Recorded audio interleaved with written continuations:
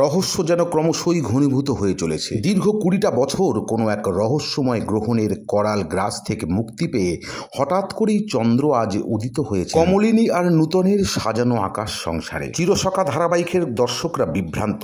সত্যি কি দীর্ঘ 20টা বছর পর কমলিনী সেই হারিয়ে যাওয়া স্বামী চন্দ্র ফিরে এলেন, নাকি চন্দ্রের কোনো হামসকল? কমলিনীর সংসারে চন্দ্রের এই হঠাৎ আগমনে কিন্তু অনেকেই রহস্যের গন্ধ পাচ্ছেন। যদিও বুবলাইয়ের ঠাম্মি ছেলের এই ফিরে আসার মধ্যে নিরানন্দের কোনো কারণ খুঁজে পান না, কিন্তু বর্ষা এবং বুবলাইয়ের অত্যন্ত প্রসন্নতা দর্শকদের কিন্তু কম বিস্মিত করছে না। বুবলাই তার এই নবাগত বাবার হাত দিয়ে তার মায়ের স্মৃতিতে সিঁদুর পরাতে এত কেন উদ্গ্রীব হয়ে উঠেছে, দর্শকরা কিছুতেই বুঝে উঠতে পারছেন না। যদিও বুবলাইকে হতাশ করে কমলিনী যখন জানিয়ে দেন তিনি নতুন করে সিঁদুরও পরবেন না, আর এতগুলো বছর পার হয়ে যাবার পর নতুন করে সংসারও বাঁধবেন না, এখন বুবলাই অত্যন্ত হতাশ হয়ে পড়ে এবং ক্রুদ্ধ হয়ে তার মাকে এর কারণ জানতে চাইলে কমলিনী জানিয়ে দেন তিনি বুবলাইকে এই সমস্ত কিছুর কৈফিয়ত দিতে একদমই রাজি নন। এরপরে কমলিনী যখন নূতনকে বলেন যে তার সঙ্গে কিছু তার ব্যক্তিগত কথা আছে, বুবলাই অত্যন্ত ক্ষুব্ধ হয়ে মাকে জিজ্ঞাসা করে তার বাবা থাকতে কেন সে নূতন কাকুর সঙ্গে পার্সোনালি কথা বলতে চায়। বিরক্ত কমলিনী এ প্রশ্নের তো উত্তর দেনই না,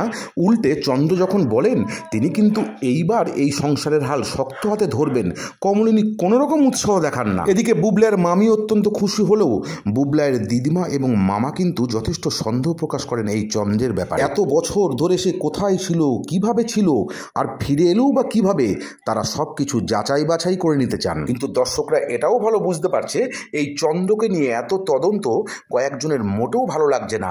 তারা চায় যত শীঘ্র সম্ভব যেভাবেই হোক নূতন নামক সূর্যকে হারিয়ে চন্দ্রকে এই সংসারে প্রতিষ্ঠা করাতে। ঘোর চক্রান্তকারীদের সেই প্রচেষ্টা কি আদৌ সফল হবে? কমলিনী কি এই চন্দ্রের কলঙ্ক খুঁজে বার করতে পারবেন? শীঘ্রই ফিরছি পরবর্তী পর্বের রিভিউ নিয়ে। ভিডিওটি ভালো লাগলে লাইক করবেন এবং নতুন হলে চ্যানেলটি সাবস্ক্রাইব করে আমার সঙ্গে দেখতে থাকুন বাংলার জনপ্রিয় সিরিয়াল চিরসখা।